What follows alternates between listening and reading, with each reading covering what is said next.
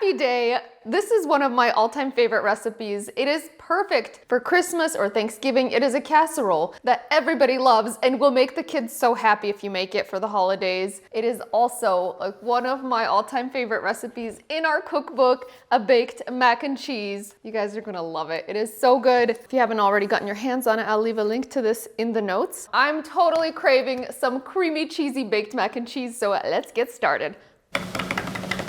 Start by generously buttering the bottom and sides of a 9x13 casserole dish. This, by the way, is my go-to casserole dish. I use it for everything, and I will link to it in the recipe notes. You'll need 1 pound of elbow macaroni, which is classic for macaroni and cheese. Salt a pot of boiling water, then add the pasta. Cook that until it's al dente according to the package instructions. And the key to keep the pasta from sticking together is to stir, especially at the beginning of cooking. Before you drain the pasta, make sure to reserve half a cup of pasta cooking water. You'll need that for the sauce.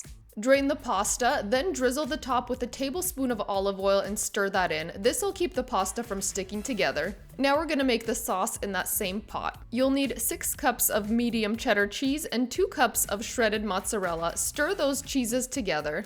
Set your pot over medium heat, then melt in 6 tablespoons of butter. Once the butter is foaming, add a 1/3 cup of flour and whisk until that flour turns lightly golden. It takes just 2 minutes. While whisking constantly, slowly stream in the milk. I'm using 3 cups of whole milk, but a 2% milk will also work. Next, add 1 cup of heavy whipping cream.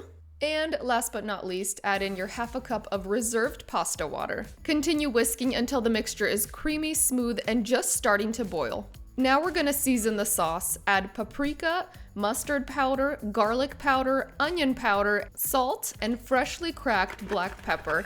And in case you need a new pepper grinder, I will link to this one in the notes. Reduce the heat to a simmer and continue whisking for 2 to 3 minutes until the sauce has thickened to a light gravy consistency.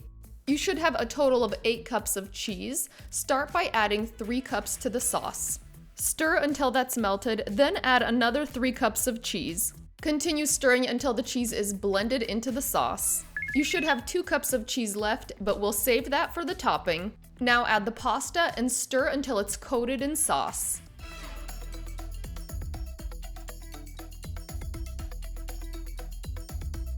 It's so cheesy.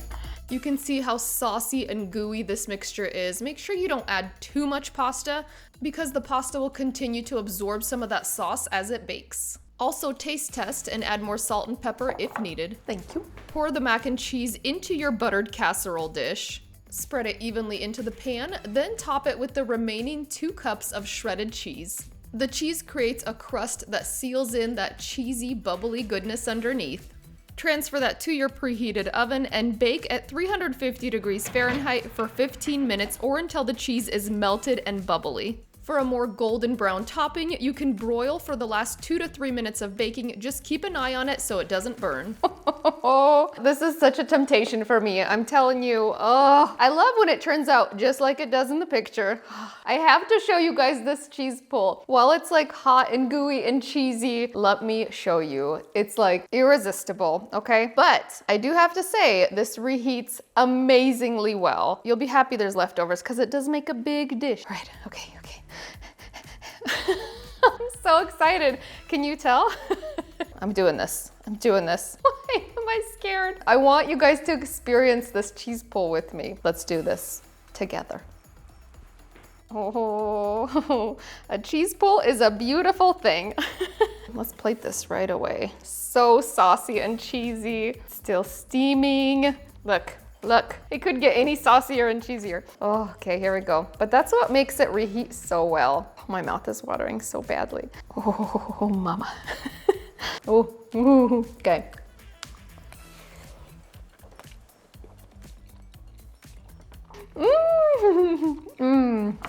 You guys. Wow, I'm so happy right now. All of my cheese cravings, all of my pasta cravings coming together in one incredible baked mac and cheese. Sometimes there's no words to describe, just sound effects like that one. It's like perfectly seasoned It has tons of flavor. This is the best kind of casserole for a kid's birthday party. I don't remember a kid ever complaining about this. Like in my quest to develop the perfect mac and cheese recipe, this is it, you guys. Make it once, you'll make it over and over. It is a total keeper. Easy enough for like a weeknight dinner or a birthday party, but also so special to make it holiday worthy. You guys are gonna love this baked mac and cheese. And if you haven't already gotten your hands on my new cookbook, where this recipe is from, I will leave a link to it. There are so many great, like family-friendly, easy dinners in this book, just all of my personal favorites, and I hope you love everything you try. Also, let me know where you guys spotted Sharky in the video. The first person to say it, exactly where they saw it in the comments, will get a $100 prize. Also, let me know if you have any recipe requests, and we'll see you on the next episode of Natasha's Kitchen. Okay, I need to go eat this. It reminds me of like a really good restaurant mac and cheese. Not like the junky stuff you'd get out of a box, but like steakhouse mac and cheese, you know? But it's not as mushy or mealy as restaurant ones tend to be. The pasta still has texture, but it's like so saucy. It's so good. Seriously, guys, you will love this.